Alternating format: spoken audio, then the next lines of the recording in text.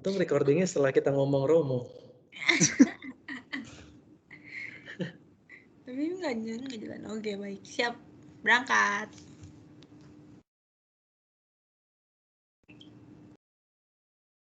Wait, share screen dulu ya.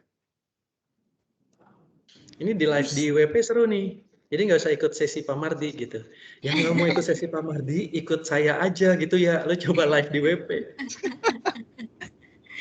Aduh. Udah kelihatan belum nih guys? Udah. Oke, selamat malam teman-teman semua. Selamat malam. Yang lagi di pagi, siang, malam yang lagi di luar negeri. Jadi kenalin dulu, nama saya Arya. Sekarang lagi di Kalimantan Utara nih, jadi DDC di sini. Malam ini beruntung banget bisa ketemu sama teman-teman semua yang ada di sini. Pengen sharing nih tentang satu buku yang baru beberapa minggu yang lalu selesai dibaca dan udah sharing juga sama Pak Mardi kemarin terkait dengan buku ini. Jadi tuh buku ini salah satu buku yang diwajibkan Pak Mardi untuk dibaca nih pada saat kita POK di Nutrifood sekarang. Jadi judulnya Heroic Leadership. Penulisnya tuh Chris Lowney. Kalau ditanya sebenarnya kenapa buku ini jadi sesuatu yang harus kita baca sebagai Nutrifooders, karena buku ini tuh ngajarin kurang lebih ada 4 hal lah yang bisa kita pelajarin. Yang pertama tuh tentang sustainability. Jadi kayak buku ini akan banyak membahas tentang sebuah perusahaan, sebuah organisasi yang menyebut diri mereka kompania atau kita terjemahkan dalam Indonesia sebagai perusahaan yang mereka tuh bisa bertahan dari abad ke-16 hingga sekarang di hari ini mereka masih eksis. Jadi kurang lebih udah 450 tahun mereka ada di sini. Sustainability-nya mereka bisa dipelajarin, resilience-nya mereka bisa dipelajarin, bagaimana mereka bisa bertahan dengan terpaan yang ada dan bagaimana mereka bisa di tahun 15 sekian mereka udah bisa memulai konsep globalisasi yang bahkan di manusia modern sekarang tuh baru mulai digalakkan di awal 2000-an gitu. Itu yang luar biasa dari buku ini. Jadi buku ini tuh ditulis sama Chris Lowney. Dia ini dulu seorang seminarian atau seorang anak seminari. Jadi kalau teman-teman yang asing dengan seminari ini adalah sebuah tempat untuk penempaan calon-calon imam Katolik. Jadi kalau dari bahasa Latin, dia dari bahasa Latin seminarium yang artinya tempat persemaian orang-orang yang nantinya akan jadi imam di gereja Katolik. Jadi dia dulu seorang seminarian, lahir 1958 dan akhirnya dia tidak melanjutkan sekolah seminarinya di sekolah Yesuit dan masuk ke dunia consulting. Dia di JP Morgan sebagai seorang director sekarang gitu. Dia writer, public speaker, dan leader konsultan. Nah, kita ngebahas dikit tentang si Yesuit ini. Jadi si Yesuit ini dia berdiri di tahun 1540 dengan 10 member pertama yang diprakarsai oleh seorang di masa itu yang namanya Ignatius Loyola. Ignatius dari Loyola. Jadi Ignatius dari Loyola ini akan kita bahas juga nanti gimana sih dia dari seorang yang awalnya perwira yang berharap ingin jadi jenderal, tapi ujung-ujungnya dia menjadi seorang imam Katolik kayak gitu. Jadi kayak dari 10 orang ini di bukunya tuh dibahas kayak dari 10 orang dia akan berkali-kali lipat hingga 10.000 kali dari jumlah ini dan menyebar ke seluruh dunia. Jadi misi mereka tuh ingin menjadikan seluruh dunia adalah rumah mereka. Jadi kayak mereka benar-benar disebar dari rumah ke rumah. Nah, sebenarnya apa sih yang membuat buku ini berbeda dan kenapa Yesuit dijadikan contoh gitu dari buku ini? Kan kalau kita kadang-kadang tuh ngebaca buku, ada tuh kadang-kadang kalau kita ke Gramet atau ke toko buku yang ngomongin kayak 7 keajaiban seorang pemimpin, 12 cara simpel untuk menjadi ini, 13 fatal error, 1001 cara dan segala macam. Tapi emang dengan ngebaca hal-hal kayak gitu akan sesuatu yang magic bisa terjadi gitu ke kita kayak, oh dengan gue tahu 7 ini, gue bisa lah jadi pemimpin.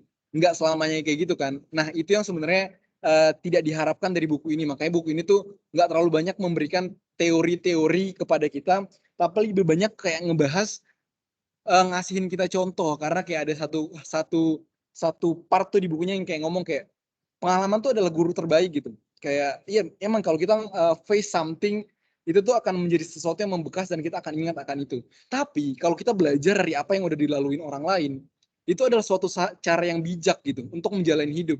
Karena hidup kita berapa singkat sih, berapa lama sih untuk menjalani hidup ini. Nggak mungkin semua hal bisa kita alami, kemudian kita belajar gitu dari itu. Akan lebih bijak kalau kita melihat orang lain, apa yang mereka lakukan, sukses atau gagalnya kita bisa lihat dan kita bisa nilai sendiri gitu. Jadi kayak itu inti dasarnya kenapa sih Jesuit jadi teladan dan kenapa buku ini menarik gitu untuk dibaca. Kayak gitu. Nah, tadi kan kayak ada yang ku bilang di belakang tuh sesuatu yang magic dengan baca 7 keajaiban pemimpin tuh emang udah bisa kayak gitu. Atau kayak dengan ngebaca 1001 cara jadi pemimpin kita emang bisa jadi pemimpin gitu. Nah, pertanyaannya sebenarnya apa sih sebenarnya yang seorang leader itu lakukan? Jadi kalau di buku ini tuh dia ngasih sebuah risetnya tuh dari Profesor Harvard Business School yang bahas tentang kepemimpinan selama 30 tahun yang udah dia lihat sebagai seorang konsultan kepemimpinan. Jadi kayak dia ngerangkum ada 4 poin gitu.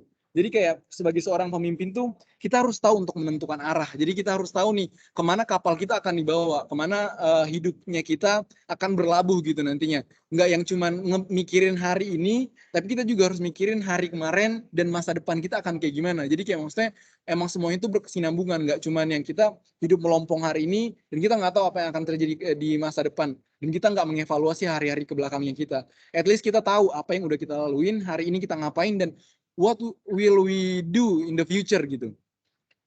Nah, yang kedua tuh dibahas tentang gimana seorang pemimpin itu bisa memadukan orang-orang. Jadi kan kayak nggak dipungkirin ya, kalau kita ngumpul dalam satu ruangan misalnya ada 10 orang. 10 orang yang ada di situ tuh nggak selamanya dan bahkan mustahil semuanya sama gitu kepribadiannya. Pasti ada yang berbeda-beda, ada yang sabar banget, ada yang suka marah-marah, ada yang suka ngasih ide, ada yang sok tahu, ada yang segala macam yang akan muncul kan. Nah, tugasnya seorang pemimpin adalah gimana memadukan orang-orang ini agar dengan potensi yang mereka milikin, mereka tuh bisa jadi satu tim yang bisa berkolaborasi dengan baik gitu. Nah, yang ketiga motivating and inspiring. Jadi di buku ini juga dibahas tentang 2 hal, leadership dan manage. Jadi kayak ditanya nih apa bedanya antara leader dan manager. Kalau ngebahas bukunya sih dia bilang kalau leader itu adalah seorang yang memberikan tugas, seseorang yang emang nge-lead kita untuk melakukan sesuatu yang nantinya dia akan menginspire kita juga di situ, memotivasi, menginspire untuk kita bisa melakukan itu. Tapi seorang manajer adalah seseorang yang memanage semuanya bisa berjalan dengan baik. Jadi kayak dia ngasih ini, dia nanyain, gue ngasih ini deadline ke lu sekian, gimana pun caranya lu harus bisa ngelakuin itu. Tapi yang kita harapkan adalah gimana caranya kita bisa menjadi seorang leader yang nantinya bisa memotivasi dan menginspirasi gitu. Jadi kayak seorang leader tuh bisa mempunyai tugas manajer, tapi seorang manajer belum tentu punya sikap leader ini sendiri, kayak gitu intinya. Terus yang terakhir yang diharapkan banget sebenarnya kalau kita udah jadi seorang leader nih, kita bisa producing change gitu. Kita bisa menghasilkan suatu perubahan. Karena kan diharapkan dari hari ke hari kita tuh hidup dengan sesuatu yang bisa berubah, sesuatu yang bisa membuat kita lebih baik gitu. Dan diharapkan seorang pemimpin tuh bisa sadar dan aware akan itu. Nah, ini work summary-nya dari Profesor Harvard Business School yang dia udah 30 tahun nih berkecimpung dalam dunia kepemimpinan gitu, jadi komentator kepemimpinan. Nah, next question. Is leading is a technique or taktik? Atau apakah seorang leader itu adalah seorang yang besar yang punya kekuatan gitu? Atau seorang leader nih dalam satu waktu emang kita cuma butuh satu? Apakah 3 pertanyaan ini adalah suatu hal yang benar gitu? Jawabannya adalah tidak. Di buku ini dibahas bahwa everyone is a leader dan leading itu adalah the way of life. Jadi dalam setiap langkah hidupnya kita, dalam setiap waktunya kita tuh harus menjadi seorang pemimpin, at least menjadi pemimpin untuk dirinya kita sendiri. Yang kayak gue bilang tadi, kita harus tahu nih apa yang akan terjadi ke depan, sekarang gue kayak gimana, dan di belakang gue udah ngalamin apa aja. Kayak gitu. Jadi kayak leadership tuh datang dari dalam, nggak cuman apa yang bisa gue lakuin untuk diri gue sendiri, tapi bisa gue lakuin untuk orang lain juga, dan apa yang bisa gue siapa gue sebenarnya gitu. Jadi kita bisa mendefine diri kita sendiri kayak gitu. Nah, kita ngebahas tentang seorang sosok yang banyak banget dilulukan di buku ini. Jadi dia ngebahas tentang Ignatius Loyola, pendiri dari Serikat Yesuit ini, atau kalau kita artikan tadi kayak kompania perusahaan Yesuit, atau kayak lebih sederhananya sahabat-sahabat Yesuit gitu, atau sahabat-sahabat Yesus. Jadi singkat cerita,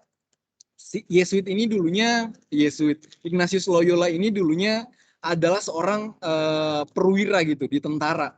Jadi dia dulu tuh sangat berharap untuk nanti dia bisa menjadi seorang jenderal. Dia bisa menjadi seseorang yang besar gitu di masa depan. Dan akhirnya dia kan emang jadi seorang yang dieluk-elukan dan dibanggakan gitu di daerahnya. Dan pada saat ada peperangan, peperangan di Benteng Pompo Lama kalau nggak salah namanya, dia tuh maju di garis terdepan. Dan pada saat dia maju di garis terdepan, dia kena cannon, dia kena meriam kakinya, dan akhirnya kakinya mengalami kecacatan.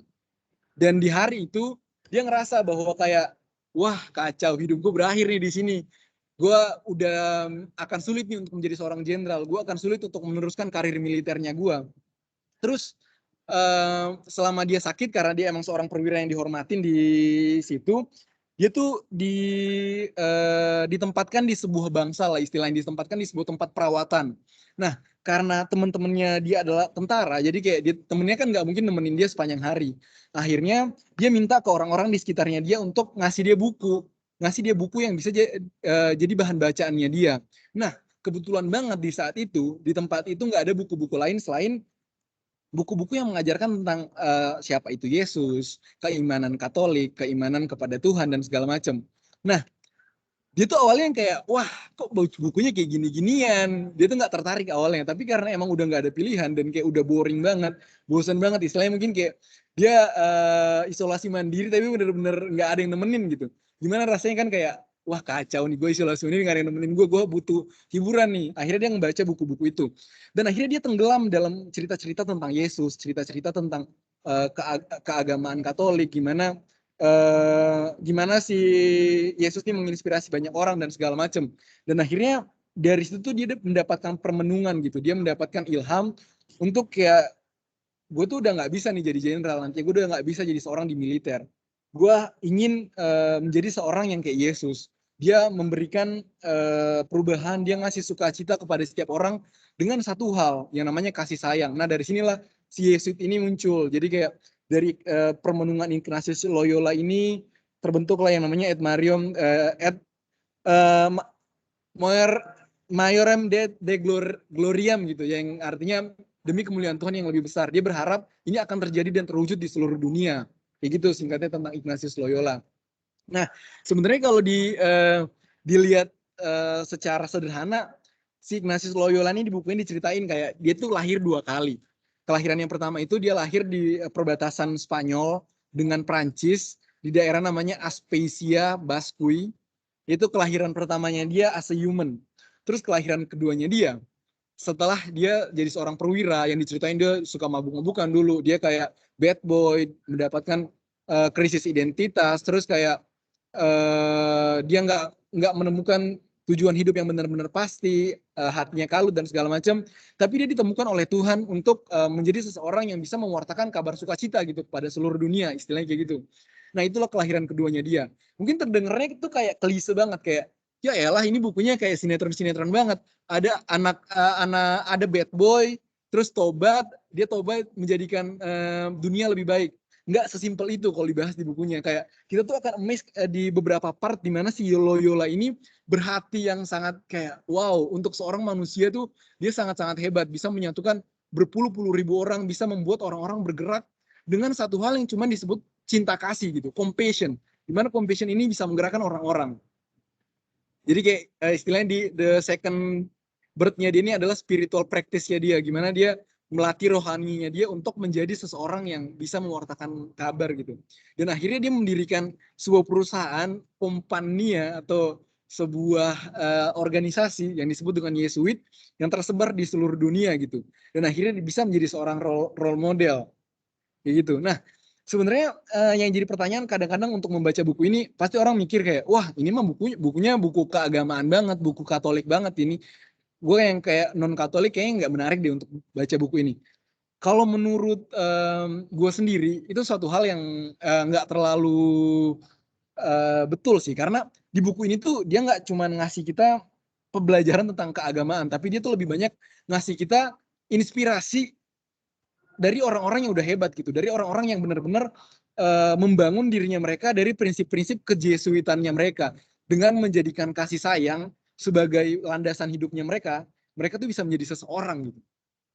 Nah, eh, gimana sih sebenarnya si para Yesuit ini menjalani hidupnya mereka gitu? Apa sih sebenarnya rahasianya mereka hingga akhirnya mereka bisa tersebar ke seluruh dunia, bertahan 450 tahun, mereka bisa menjadi organisasi besar dan bahkan dipercayai berbagai badan dunia untuk menjadi salah seorang di antaranya gitu. Jadi ada empat sebenarnya yang disebut dengan modo de proceder Jesuit atau kayak cara bertindak, cara hidup para Yesuit. Mereka tuh ngambil 4 poin yang di buku ini dibahas. Poin yang pertama tuh namanya self awareness, di mana mereka tuh ngajarin kita bahwa sebelum kita bertindak, sebelum kita melakukan sesuatu, kita tuh harus kenal dulu sama dirinya kita. Kita harus tahu kekuatan dirinya kita apa, kita harus tahu kekurangannya diri kita apa, nilai-nilai yang kita bawa apa, pandangan-pandangan hidup kita seperti apa gitu. Jadi itu kita harus sadar dulu dengan dirinya kita sendiri sebelum kita melaju lebih jauh dan kayak cuman ngikutin arus nantinya takutnya. Jadi ini yang menjadi dasarnya gitu, kayak self awareness sebagai seorang Yesuit. Nah, self awareness ini untuk seorang Yesuit itu ditumbuhkan pada yang namanya spiritual exercise. Jadi sebelum menjadi bagian dari ordo Yesuit, menjadi serikat Yesuit ini, mereka mengalami yang namanya latihan rohani. Jadi kayak mereka dikumpulin dalam satu tempat untuk mendapatkan, kalau di bukunya itu dibahas kayak penggemblengan. Jadi kayak mereka digembleng untuk menjadi seorang Yesuit yang melakukan latihan rohani. Mereka berpuasa, mereka bermawas diri, mereka melakukan segala sesuatu yang membuat diri mereka tuh sadar kayak, gue tuh punya kekuatan ini loh, gue tuh punya kelemahan ini, cara pandang hidup gue kayak gini, dan nilai-nilai hidup gue kayak gini. Terus yang kedua, love. Ini juga satu hal yang penting banget, karena ini yang mengarahkan para Yesuit ini untuk menjadikan rumah mereka jadi rumahnya mereka gitu loh. Jadi kayak mereka tuh bilang, untuk memimpin beratus-ratus orang, kita tuh nggak butuh yang namanya menakuti mereka. Tapi itu kita butuh yang namanya cinta kasih untuk mempersatukan orang-orang ini. Jadi kayak di buku itu juga dibahas, dia bilang kayak, sebagai seorang leader, menurutmu lebih bagus ditakuti atau dicintai? Itu tuh kayak dibahas beberapa halaman dan akhirnya dibuat konklusi bahwa untuk menjadi seorang leader yang akan dikenang, untuk menjadi seseorang yang bisa punya impact yang besar untuk sekitarnya, better you become a love person dibanding lu jadi seorang yang dibenci gitu, orang yang menebarkan ketakutan kayak gitu. Terus yang ketiga ada yang disebut dengan ingenuity. Ini sebenarnya kata yang super duper baru untuk diri gue sendiri, karena kayak ingenuity ini apa ya? Sambil itu cari di Google kayak, oh ingenuity, ingenuitas gitu kalau di bahasa Indonesianya. Jadi kayak sederhananya ingenuitas ini adalah sebuah cara gimana kita bisa beradaptasi, gimana kita bisa berinovasi dengan penuh keyakinan gitu. Kalau diri kita tuh mampu. Jadi kayak ada dorongan dari dalam diri kita yang ngomong bahwa ya gue bisa dengan kemampuan gue sekarang berinovasi, beradaptasi dengan keadaan sekarang, dan gue bisa menebar kasih. Nah, ingenuity ini dibutuhkan oleh Yesuit balik lagi karena mereka ingin menjadikan dunia itu jadi rumahnya mereka gitu, menjadi home. Jadi kayak mereka harus bisa beradaptasi dimanapun mereka berada dan memberikan inovasi kayak gitu. Yang ketiga adalah heroisme. Ini tuh heroisme tuh kayak simpelnya gimana sih caranya kita menyemangati dirinya kita sendiri dan orang lain dengan ambisi-ambisi heroik gitu. Sehingga nantinya bisa menimbulkan hasrat yang besar dari seseorang untuk doing something. Kayak gitu. Jadi kayak dibahas lagi ada yang lebih panjang tentang kesadaran diri, karena kayak kesadaran diri ini yang paling banyak dibahas di sini. Dibahas tuh untuk menaruh kesadaran diri dan untuk mengenal diri kita sendiri, ada poin-poin yang harus kita pegang dan kita tahu dulu. Yang pertama, kita tuh harus memahami dirinya kita sendiri. Apa yang kita anggap bernilai, terus sadar akan titik-titik lemah yang tersembunyi dalam dirinya kita. Karena kadang manusia tuh, mereka tuh punya titik lemah, tapi mereka tuh berusaha untuk menutupi itu biar orang-orang nggak tahu. Padahal mereka tuh seharusnya aware dengan itu. Mereka at least bilang ke beberapa orang bahwa itu kelemahannya mereka, biar orang-orang juga bisa tahu. Tapi kan kadang-kadang kita menutupi itu gitu. Jadi gue juga baru sadar kayak, oh man, ya, really kalau kita tahu kelemahannya kita dan kita nggak menyembunyikan itu, mungkin itu bisa aja nantinya become strength-nya kita gitu. Terus memahami kebiasaan refleksi diri dan belajar tanpa henti. Ini sih yang kayak wow banget. Yang kadang-kadang tuh kita ngerasa dalam satu poin atau dalam satu titik yang kita udah master on it, menurut kita tuh udah kayak ya udahlah ini gue tutup mata aja gue udah bisa. Tapi tuh di buku ini dibahas kayak kalau kita merasa kita master dalam suatu hal, kita tuh nggak boleh sombong. Kita tuh lebih baik belajar dan belajar lagi untuk memahamin itu gitu. Memahamin poin-poin yang kayak perlu untuk kita kembangkan biar kita bisa menjadi seseorang yang lebih hebat gitu. Terus membebaskan diri kita dari kebiasaan-kebiasaan dan hal-hal yang nggak baik gitu di sekitar kita. Jadi kayak ada part di bukunya ngebahas tentang kemelekatan. Apa sebenarnya yang membuat kita susah untuk mendapatkan poin ingenuitas? Adalah kemelekatan yang kayak kita takut jauh dari hometownnya kita takut jauh dari orang tuanya kita takut jauh dari restoran favoritnya kita takut jauh dari fasilitas yang ada di sekitar kita. Tapi kalau kita pikirkan lebih jauh, kalau kita selalu ada di lingkungan itu, kita selalu ada di tempat itu, ya kita cuma akan menjadi orang yang seperti itu. Kita nggak bisa mengupgrade diri kita untuk menjadi seorang yang lebih maju gitu, kata bukunya. Nah, sekarang pengen bercerita tentang beberapa tokoh yang dibahas dalam buku ini yang menurut gue menarik banget untuk bisa kita sharingin nih orang-orangnya. Jadi ada 3 yang gue pilih sekarang yang menurut gue keren banget orang-orangnya gitu. Yang pertama ada namanya Benedetto de Gos. Jadi kayak di buku itu dia dibahas dia seorang explorer dan linguis gitu. Dia kayak ahli bahasa dan penjelajah dunia. Jadi kan kita bisa ngebayangin ya dunia di 1500 sekian. Orang-orang tuh tahu nggak sih kalau misalnya mereka misalnya tinggal di Jakarta. Selain tanah Jakarta tuh ada lo tanah Kalimantan, ada lo tanah Sulawesi. Orang-orang tuh mikir nggak sih kayak di zaman itu tentang hal-hal yang kayak gitu. Nah, si Yesuit itu tuh udah dari dulu paham dan tahu akan itu. Dan mereka kayak menganggap nggak mungkin nih gue ada di tanah ini nggak ada orang di sekitarnya gue. Gue yakin ada orang yang menempati tempat-tempat lain di sekitarnya gue. Akhirnya dilakukanlah pelayaran oleh si Benedetto de Gos ini. Dia ke daerah Goa. Goa tuh di daerah India. Dan di daerah India dia melakukan pendekatan kepada orang-orang di sana. Awalnya kan untuk menyebarkan Injil dan menyelamatkan jiwa-jiwa, dibilang di bukunya itu.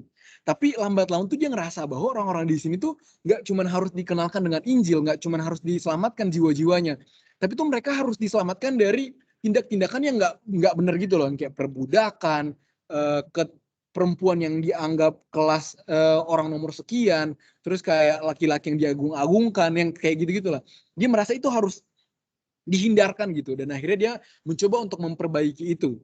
Terus dia juga mengeksplor kayak orang India nih tahu nggak sih bahwa di luarnya dia itu ada orang-orang lain, dan dia memperkenalkan, dia mencoba untuk mencari tahu di India nih paling dekat untuk melakukan perdagangan, untuk melakukan kerjasama dengan siapa gitu, dan akhirnya dia mendapatkan mendapatkan satu tempat yang menurut dia potensial untuk dia India ngajak kerjasama, namanya Cina.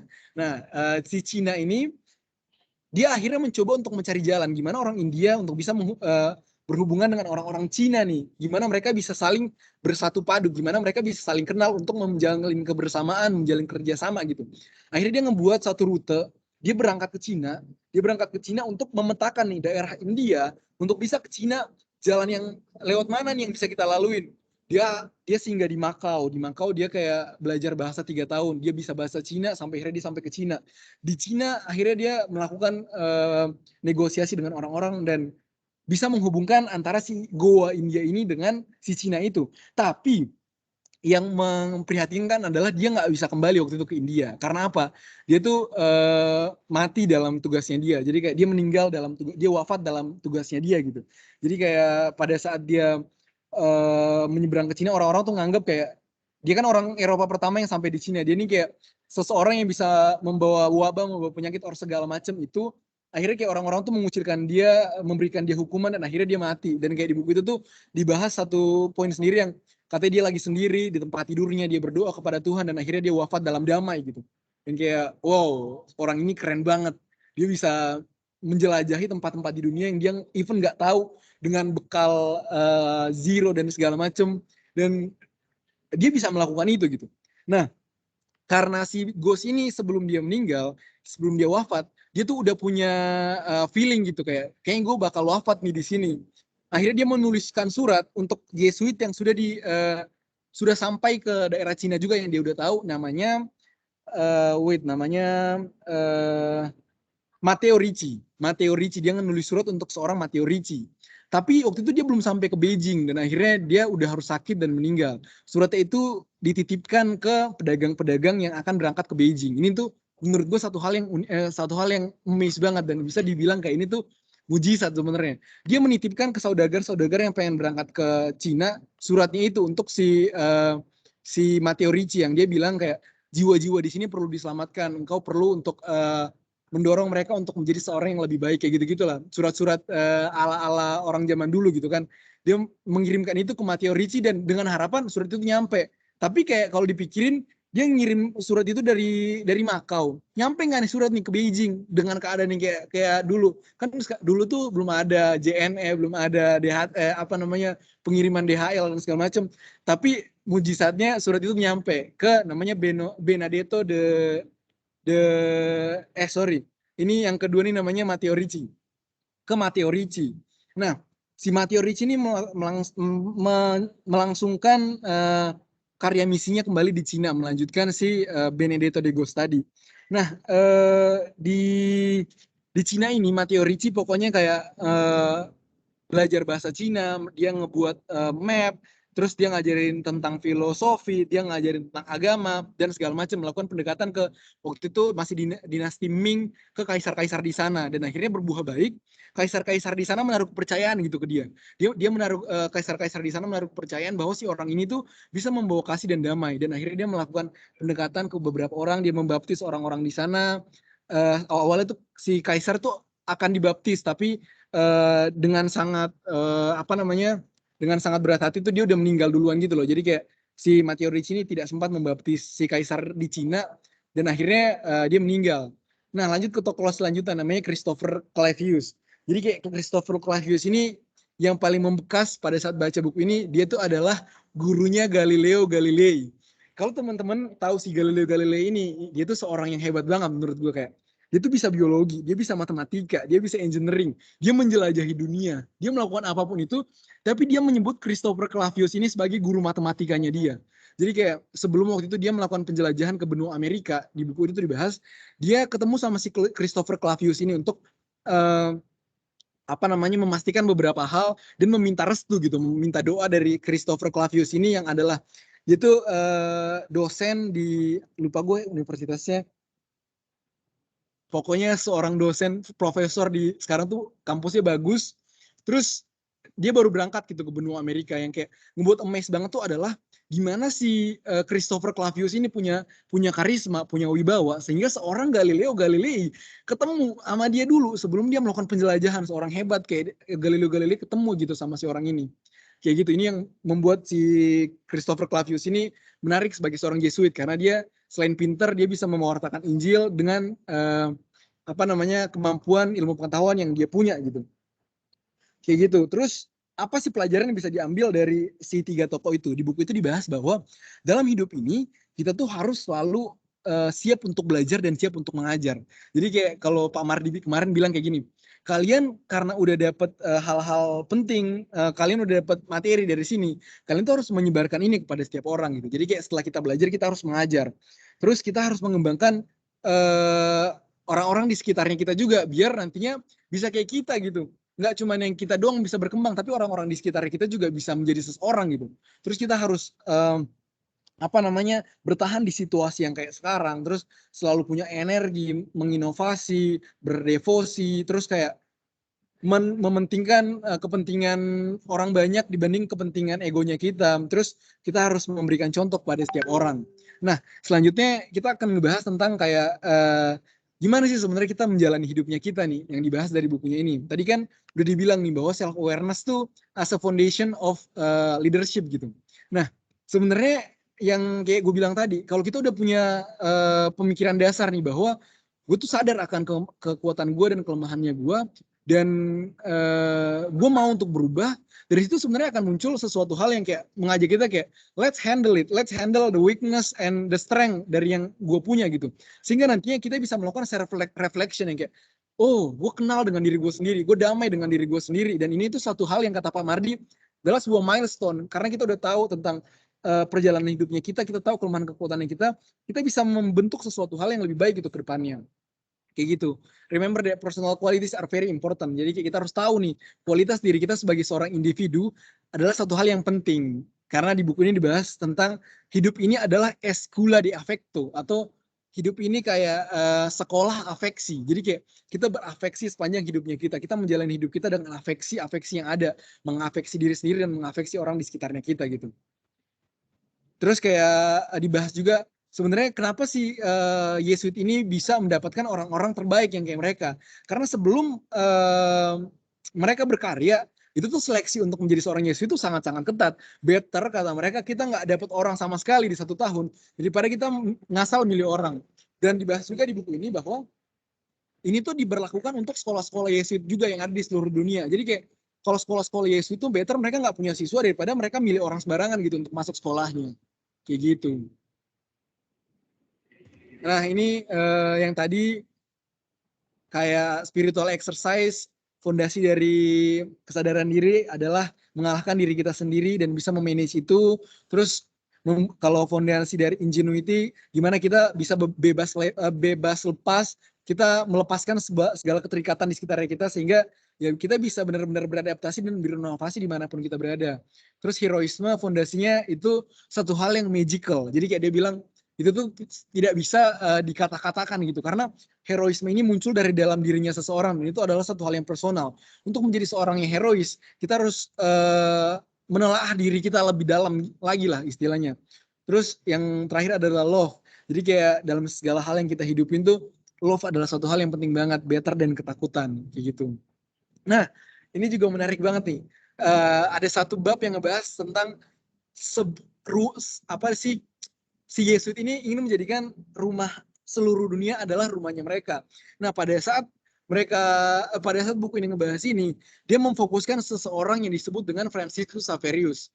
Jadi Franciscus Xaverius ini adalah seorang founder dari Yesuit juga, yang pada saat itu dia diutus oleh Ignatius Loyola untuk berkarya di India, dari India ke Filipina, Indonesia, bukan Indonesia bilangnya, Malaya ke Ambon Ternate dan segala macam. Nah, pada saat dia diutus, pada saat itu, dia cuma bilang kayak gini, pada saat Loyola give him order, good enough, I'm ready. Kayak, ya gue siap untuk apapun yang lu bilang ke gue akan siap untuk melakukan itu gitu. Jadi kayak ini, Franciscus Xaverius ini adalah seorang santo di Katolik, seorang kudus di Katolik yang kayak, dia tuh menjalani hidupnya dengan ingenuitasnya bisa dicontoh oleh semua orang lah. Karena kayak, dia keren banget dalam menjalani hidupnya dia, yang menjadikan, kata dia tuh, dalam setiap hal kita harus menjadikan hati kita sebagai hati doa. Jadi kayak kita ngomong ke orang aja tuh ada doa yang terpancar di situ yang kayak kita ngomong ke orang nih, wah cantik banget lu hari ini. Kalau dia nggak cantik di hari itu, at least ada doa yang ngomong kayak semoga lu bisa cantik gitu. Kayak sesuatu hal yang menurut gue, wow, iya nggak pernah kepikiran bahwa benar-benar setiap hal yang bisa keluar dari mulutnya kita yang muncul dari hati itu akan menjadi sebuah doa gitu. Ya gitu, dan dia bisa menjadikan seluruh dunia nih padu dan satu sama dia. Dan kayak ada satu part tuh yang ngebahas kayak pada saat itu dia ngomong bahwa di India atau Filipina atau Ambon, dia tuh nulis surat ke Ignatius Loyola yang dibilang tangan kananku sangat lelah karena setiap hari aku membenamkan ribuan kepala untuk membaptis mereka di dalam nama Bapa, Putra dan Roh Kudus untuk menjadikan mereka pengikut Kristus untuk mewujudkan kerajaan Allah. Kayak gitu-gitu lah yang kayak wow, ini keren banget di zaman-zaman yang kayak dulu tuh dia bisa melakukan pendekatan ke bahkan orang-orang yang nggak dia kenal gitu. Tapi dia bisa melakukan itu. Nah, ini udah hampir yang terakhir. Kesimpulannya sebenarnya bukan kesimpulannya. Dari buku ini kita bisa tahu bahwa si Yesuit ini menjalani hidupnya mereka dengan 3 cara gitu yang menurut gua kayak amazed banget mereka bisa menjalani ini semua. Pertama, untuk menjadikan perusahaan mereka atau kompanianya mereka ini sebagai sebuah kompani yang besar, mereka tuh emang benar-benar menyaring orang-orang terbaik untuk masuk ke tempatnya mereka gitu. Dan menjadikan misi kompanianya mereka menjadi personal mission dari orang-orang yang ada di situ, nggak cuman yang kayak, oh ini misi perusahaan nih, misalnya Nutrifood, inspiring nutritious life, ya udah itu punya Nutrifood aja. Kalau gua mau kasarnya kalau gue mau ngerokok, kalau gue mau ngedrugs ya bebas kan, perusahaan gue yang inspiring nutritious life, bukan gue. Bukan itu yang dimaksud sama Yesuit. Dia mau apapun yang diimani, apapun yang dilakukan, dipercaya oleh perusahaannya dia, setiap orang yang ada di situ tuh harus mengimani itu gitu. Terus yang kedua, mereka tuh menciptakan kultur perusahaan yang stres pada heroism, yang kayak gue bilang tadi, heroism tuh muncul dari personalnya kita gitu, magis. Jadi mereka tuh punya nilai-nilai dasar yang sama, tapi mereka tuh pasti sebagai seorang individu punya personality yang berbeda-beda dong, punya magisnya yang berbeda-beda yang bisa mereka sebarkan ke seluruh dunia. Dan ini menurut gue suatu hal yang kayak, oh iya, kita tuh nggak bisa bener-bener plak nyontoin seseorang bener-bener dari ujung kaki ke ujung kepalanya dia. Kita tuh harus punya pembeda biar kita tuh bisa dibedakan satu dengan yang lain, tapi tetap punya misi yang sama. Terus dia memberikan kesempatan untuk setiap anggotanya untuk mendevelop dirinya mereka dengan berkontribusi semaksimal mungkin gitu. Yang kayak ya ini juga sebenarnya pelan-pelan dirasain di Nutrifood, dimana kayak kita dikasih kebebasan untuk misalnya kayak sekarang gue di Kalimantan Utara, gue tuh nggak punya teman, manajer gue jauh di Samarinda, tapi dia tuh yang kayak yaudah yang paling tahu daerah lu sekarang adalah lu, please contribute, please do something yang bisa buat daerah lu better gitu. Jadi kayak oh ini satu hal yang menurut gue challenging banget dan bisa menjadikan hidup gue lebih berarti dari hari ke hari, karena gue ngerasa kayak apapun yang gue lakukan adalah satu hal yang disupport dan ini tuh satu hal yang dipercayakan gitu ke gue. Jadi kayak responsibility itu lebih dapat gitu. Conclusionnya, yang pertama, lead yourself and other by example. Jadi kayak memimpin orang pasti kita harus ngasih contoh juga dong. Terus kayak the flop, the break, and the best talent. Jadi kayak kita harus mencari orang-orang terbaik lah untuk menjadi bagian kalau dari Yesus kompanianya dia. Terus kita harus mempercayai dan mendorong pemimpin kita untuk menjadi seorang yang lebih maju. Dan jangan coba-coba untuk memimpin banyak orang kalau kayak kita nggak siap untuk menjalani adventure atau sesuatu hal yang miss gitu dalam hidupnya kita. Karena kayak dalam hidup ini tuh banyak banget pasti yang kita nggak bakal menyangka itu akan terjadi gitu dalam hidupnya kita. Ada ups and down yang akan terjadi dan kita harus siap akan itu. Ada bukunya selesai, kurang lebih kayak gitu sih. Bukunya sangat menarik walaupun bahasanya agak berat, tapi menurut gue worth it lah untuk dibaca untuk kita semua. Sekian dan terima kasih. Wih, mantul. Kayak penjelasannya ada bahasa-bahasa Spanyolnya alanya Arya. Menarik. Oke. Baik, teman-teman ada yang mau tanya dulu? Asik, nggak usah ikut sesinya Pak Mardi berarti ya. Baru mau ngomong kok. Karena saya sudah ikut sesinya Arya. Lebih enak mencerna sesi yang ini ya kok ya. Gue belum pernah ikut sih, Pin. Juga belum sih kok. Tapi kayak judulnya itu kan kayak bukunya cukup tebal ya. Tebel banget kayak ini bukunya. Dan tulisan semua dan kecil-kecil gitu loh kok. Terus kayak kayak Alkitab. Bener. Terus kan bahasanya kayaknya bahasa filsafat ya. Ya, kayak itu yang kan gue baca reviewnya dulu, dia tuh filsafat Eropa gitu. Jadi kayak kita tuh nggak bisa yang kayak misalnya kita Google Translate, nggak bisa yang langsung oh ini nih artinya, nggak bisa. Jadi kayak harus mikir dulu oh ini yang dimaksud nih. Makasih lo ya sudah dikunyahin. Lumayan ya geng, jadi nggak usah mikir terlalu berat. Kalau sesi sama Pak Mardi lebih kayak ini banyak pertanyaan-pertanyaan yang wow. Bagaimana Pri? Mantul. Oke, mari kita tutup dulu dengan recordingnya. Enggak ada. Boleh. Tapi Jesuit ini menarik sih, caranya dia berorganisasi itu sangat wow lah. Ya kok Gun? Iya. Out of the box gitu kayaknya. Ya apa ya? Yang pasti sih value-nya kerasa banget ya. Jadi kayak bercermin ke diri sendiri ketika baca Heroic Leadership itu gitu. Dulu sebenarnya Nutrifood juga pernah bawain kelas, kan ada Romo Baskoro, dulu pernah datang ke Rawa Bali. Zaman masih ada apa tuh kita yang masih apa yang sebulan sekali namanya Prim? Enlight.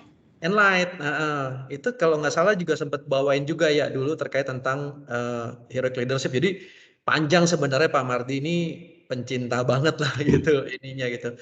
Dan kerasa banget kebawa value-value itu dalam Pak Mardi mimpin sih. Gitu. Kerasa banget man for others gitu ya yang sampai hari ini kita bawa ketika ketemu sama teman-teman yang satu Yesuit. Kan banyak ya, ada di Jogja tuh kan ada The Brito. The Brito, kemudian kita Canisius, kemudian ada Loyola di Semarang, ada Gonzaga di Jakarta Selatan. Ya kan Gonzaga kan udah campuran, tapi beberapa sekolah masih yang cowok semua kan kalau nggak salah, De Brito, Canisius gitu ininya. Value-nya kerasa banget waktu itu di sekolahan nih. Gue cuma 3 tahun sih. Beberapa temen bahkan dari SMP. Ini kayak anaknya Mbak Ana kan dari SMP nih. Dia masuk anaknya Mbak Susan dari SMP. Ya benar-benar maksudnya kita sekolah Katolik, tapi ya banyak teman-teman yang di situ kan juga ada Muslim, ada Buddhis atau apa gitu. Nggak ada tuh kita omong-omong agama atau apa gitu-gitu ya. Sampai hari ini dengan grup alumni juga ya udah maksudnya biasa dewasa lah gitu, udah nggak ada gitu. Jadi ketika melihat Indonesia kayak gini sebenarnya ya kita harus bergerak sih, karena value kita nggak begitu gitu ketika di kotak-kotakan ya gitu, karena kita dulu SMA nggak begitu gitu. Bener-bener apa ya istilahnya, diverse ya, diversity sih ya satu kata. Ketika dulu 3 tahun tuh diverse sih gitu. Lo mau dari latar belakang apa, ya kita termasuk gue yang sekolah ke sana masuk pakai surat nggak mampu gitu ya. Ada yang bayarnya mungkin kaya gitu. Dulu gue seangkatan sama anaknya Dono, Warkop kelas 1 itu dulu bareng sekelas gitu.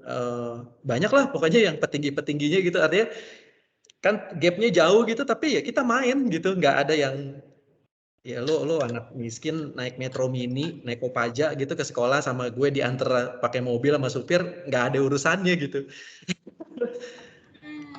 Value itu sih yang kerasa gitu. Nah dengan baca tadi dijelasin sama Arya, menarik 4 poin itu sih gitu. Mungkin itu dibakukan menjadi 4 gitu, tapi kita dulu sih nggak yang sampai kerasa itunya ya gitu. Tapi heroisme itu yang memang apa ya, value itu gitu. Nggak tahu kalau dari sisi gue heroisme tuh lebih kayak ngebawa value-value yang memang dalam kehidupan ini bener gitu tuh kita angkat itu dengan heroik gitu. Bela itu gitu, bahwa ya kita lihat kebenaran gitu, bukan untuk bela siapa ini gitu. Kalau salah ya kita bilang salah gitu, kita fair di situ. Cuman yang apa tuh yang nomor 2 ya, yang ingenuitas. Nah itu yang terus terang kemarin gue coba baca juga gue nggak gitu dapat sih. Kalau self awareness kan keren ya, love ya memang kan kasih lah gitu kan, hidup ini kasih gitu.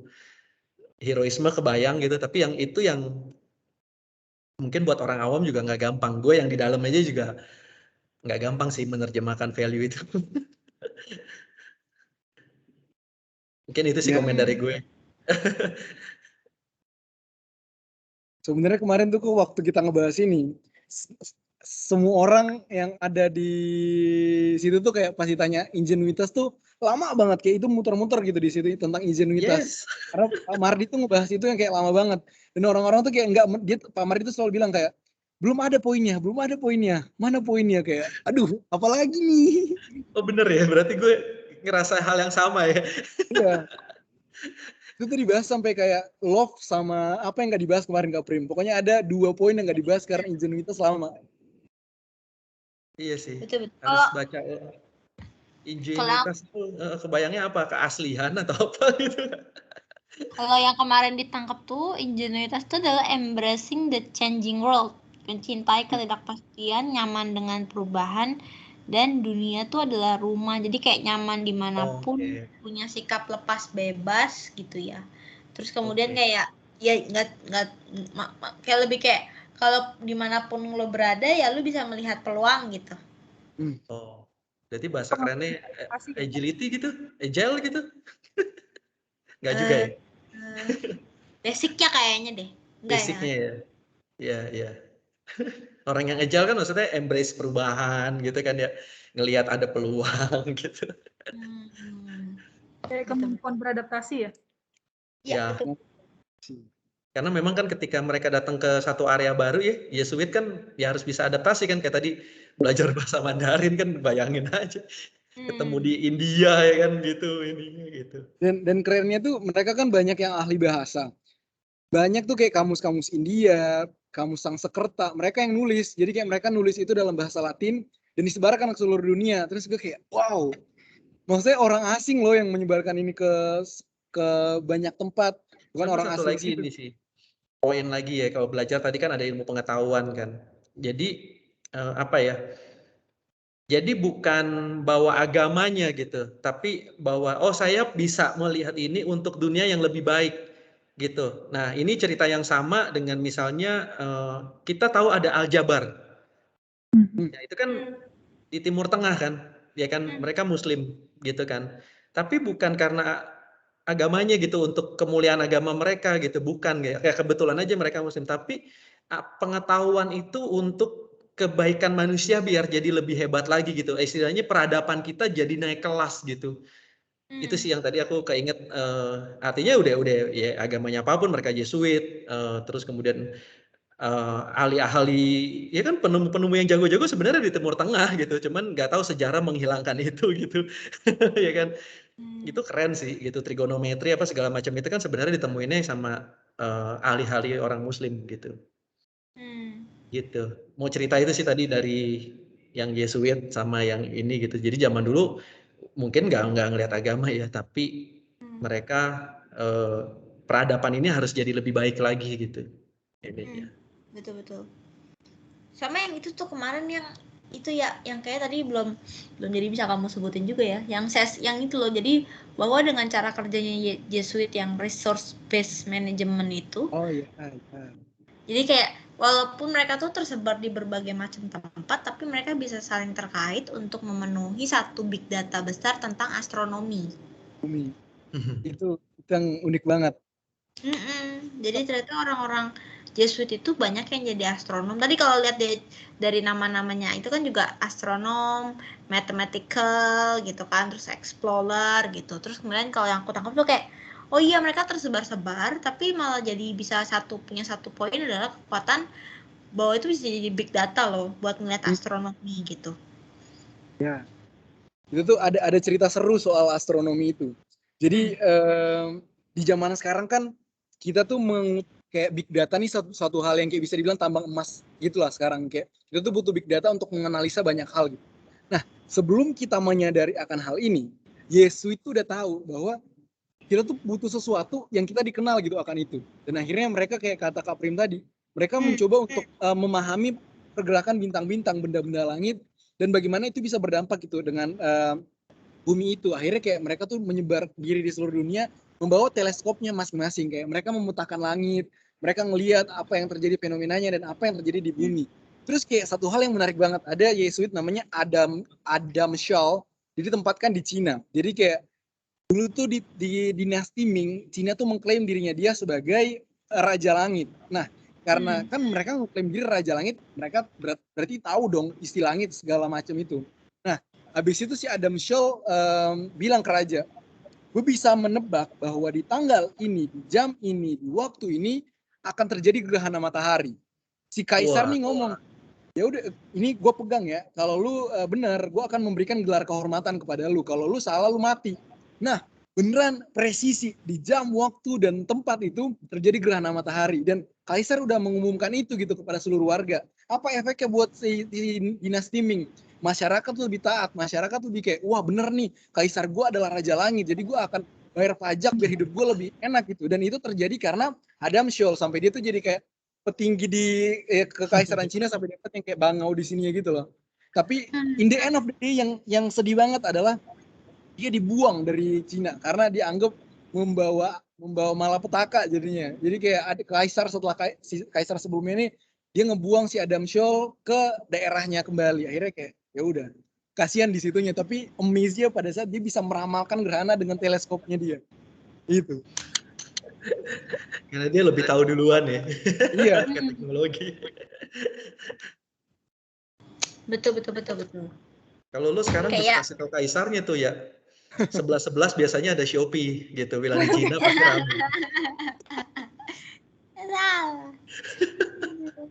Ada free ongkir. Iya kan 11 gitu bilang, pasti banyak diskon gitu. Keren. Okay. Seru. Gitu. Terus ini juga ya apa namanya? Yang Paraguay. Oh, Paraguay. Yang punya spirit luar biasa. Jadi orang-orang Jesuit itu kalau nggak salah kayak diajarin untuk lu tuh nggak boleh jadi mediocre. Oh iya. Mediocre gitu kan, lewat spiritnya mereka yang spirit Paraguay itulah, itu orangnya atau nama orangnya gitu, jadi ambisi untuk selalu berbuat luar biasa gitu. Nah itu tuh yang kemarin tuh aku tuh mikir kan, jadi satu hari tuh aku tuh lagi mikir, kita nih kalau jadi orang tuh ya, kita tuh lebih kan punya dua pilihan. Nggak tahu, aku mikirnya dua. Jadi pilihan yang pertama adalah lu hidup susah-susah nih, jadi ibaratnya kayak bersusah-susah dahulu, bersenang-senang kemudian. Terus yang kedua adalah lu hidup santai aja gitu ya, ya udah lu lakuin yang lu bener gitu ya, tapi ya lu dapetnya nggak ya tinggi-tinggi banget, tapi tetap dapat gitu, tetap nyampe, cuman ya biasa aja gitu. Sekarang jadi mikir kan kayak hidup itu harusnya yang mana ya gitu kan. Ada orang-orang yang susah-susah tapi dapetnya wow, ada yang kayak ya udah biasa aja, nanti nyampe lah di ujung mana gitu. Terus aku tuh nanya itu, ngobrol sama pacarku, terus pacarku tuh ngomong, ya gue nomor 1 lah gitu. Terus kayak gue harus mediocre gitu. Terus kayak gue harus do my best gitu. Terus besoknya sesi kelas si heroic leadership itu, terus Pak Mardi tuh bilang, jadi orang tuh jangan jadi yang mediocre aja, yang biasa aja gitu. Lu harus luar biasa kalau melakukan segala sesuatu. Jangan mau yang jadi biasa aja gitu. Lu harus menonjol. Terus kayak Ya. Itu menarik banget. Ya, di bukunya tuh dibilang kayak gini, jangan cuma menempatkan diri sebagai seorang mediocre, tapi coba berlari menuju kesempurnaan. Susah. Yang punya sempurna itu kan Tuhan sama Andre the Backbone doang. Sempurna. Kayak wah. Tapi ngomongin Paraguay tadi ada satu fun fact nih, kayak kalau kita pasti tahu lah ya stevia, kan kita punya produk namanya Tropicana Slim yang stevia itu kan. Pesan Stevia sponsor. Dari suku Guarani. Suku Guarani itu di Paraguay yang kayak Kak Prima bilang tadi. Itu tuh yang menemukan stevia sebagai pemanis adalah Yesuit. Terus kayak, wow, ternyata Yesuit yang menemukan ini. Baru tahu banget. Orang di sana tuh ngemilin itu loh, kayak ngemilin si daun stevia, terus kayak Yesuit tuh nanya, kenapa? Dia cemilin, terus kata dia manis gitu kan. Terus habis itu diteliti lebih lanjut, ternyata emang stevia nih selain dia 0 kalori, dia sehat, dia manis, bisa jadi penggantinya gula gitu. Dan sampai hari ini kita pakai stevia gitu guys, kayak wow, Yesuit help us. Tuh Epin ada tuh, namanya stevia, cuma ditambahin N aja. Kayaknya terinspirasi dari itu, Deko. Bokap lo terinspirasi dari itu. Cuma nggak tahu aja kalau itu tuh stevia gula. Ternyata itu gitu, stevia. Gitu, benar-benar menarik sini bukunya. Lagi kalau ya benernya ada yang ngunyahin dulu gitu. Kayaknya kalau baca sendiri mabok sih. Mabok sih, gue baca setengah habis itu udah. Ya kan, kayak ini cerita apa ya dia gitu, bingung. Tapi karena kemarin diceritain dulu jadi kayak oh ini maksudnya kan. Gitu. Iya nice. Benar-benar bukunya bagus. Terima kasih Arya sudah mengunyahkan dengan sangat menarik. Dengan cara dia ngomong bahasa Spanyol tuh kayak bener-bener kayak orang Spanyol.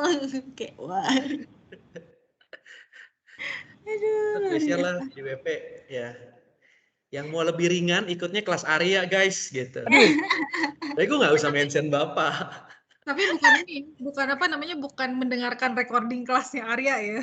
Bukan. Arya khusus untuk ulang dan direcord kelas tandingan.